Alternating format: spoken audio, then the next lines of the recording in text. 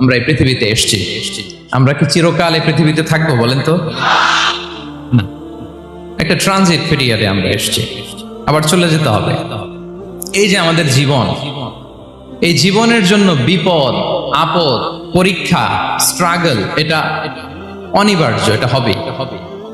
বিপদ নাই, কষ্ট নাই, আপদ নাই, অনিশ্চয়তা নাই, স্ট্রাগল নাই, এমন কি কেউ আছে এখানে?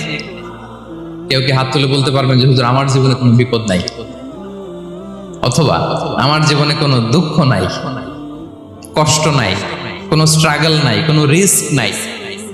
এরকম সৌভাগ্যবান কেউ আছেন এখানে? তাহলে জীবনের জন্য পরীক্ষা, এটা অনস্বীকার্য, হবেই হবে পরীক্ষা। পৃথিবীর জীবনটাই এমন, এভাবেই এই লাইফকে ডিজাইন করা হয়েছে। পরীক্ষা থাকবে, এখানে বিপদ থাকবে,